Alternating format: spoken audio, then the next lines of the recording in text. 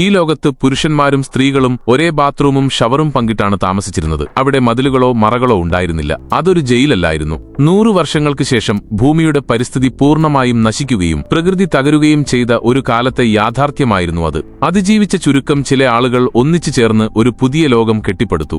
ഈ വലിയ നഗരത്തിൽ എല്ലാവരെയും വ്യത്യസ്ത ഗ്രൂപ്പുകളായി തിരിച്ചിരുന്നു. ആദ്യത്തേത് പണ്ഡിതന്മാർ, രണ്ടാമത്തേത് തൊഴിലാളികൾ, മൂന്നാമത്തേത് സത്യസന്ധർ, നാലാമത്തേത് ധീരന്മാർ, അഞ്ചാമത്തേത് ത്യാഗികൾ എന്നിവരാണവർ. 18 വയസ്സ് തികയുമ്പോൾ ഓരോ പൗരനും തങ്ങളുടെ വിഭാഗം നിർണയിക്കുന്നതിനായി ഒരു പരിശോധനയ്ക്ക് വിധേയരാകണം. മാതാപിതാക്കളുടേതിൽ നിന്ന് വ്യത്യസ്തമായ ഒരു പാത തിരഞ്ഞെടുക്കുക എന്നതിനർത്ഥം എന്നേക്കുമായി വീട് ഉപേക്ഷിക്കുക എന്നാണ്. ജെനിയും സഹോദരനും ത്യാഗികളുടെ വിഭാഗത്തിലാണ് ജനിച്ചത്. അവളുടെ സഹോദരൻ പണ്ഡിതന്മാരുടെ ഗ്രൂപ്പ് തിരഞ്ഞെടുത്തപ്പോൾ ജെനിയുടെ പരിശോധനാഫലം അവൾ ഒരു ഡൈവർജന്റ് ആണെന്ന് വെളിപ്പെടുത്തി. അതായത് 5 വിഭാഗങ്ങളുടെയും ഗുണങ്ങൾ ഒത്തിണങ്ങിയവൾ. ഡൈവർജന്റുകൾ നഗരത്തിന്റെ ഭീഷണിയാണെന്നും അവരെ നിയന്ത്രിക്കാൻ കഴിയില്ലെന്നും കരുതുന്നതിനാൽ അവരെ വേട്ടയാടി കൊലപ്പെടുത്താറാണ് പതിവ്. എന്നാൽ ദയാലുവായ ഒരു ഉദ്യോഗസ്ഥൻ ജെനിയുടെ റിപ്പോർട്ടിൽ തിരിമറി നടത്തി അവളുടെ രഹസ്യം മറച്ചുവെച്ചു. തുടർന്ന് സെലക്ഷൻ ദിവസം അവൾ ധീരമായി ധീരന്മാരുടെ വിഭാഗത്തിൽ ചേർന്നു. ശേഷം കെട്ടിടത്തിന് മുകളിൽ നിന്ന് ഇരുട്ടു നിറഞ്ഞ ഗർത്തത്തിലേക്ക് ഭയപ്പെടുത്തുന്ന ഒരു ചാട്ടത്തോടെയാണ് അവളുടെ പരിശീലനം ആരംഭിക്കുന്നത്. ഒരു വലയിൽ വീണ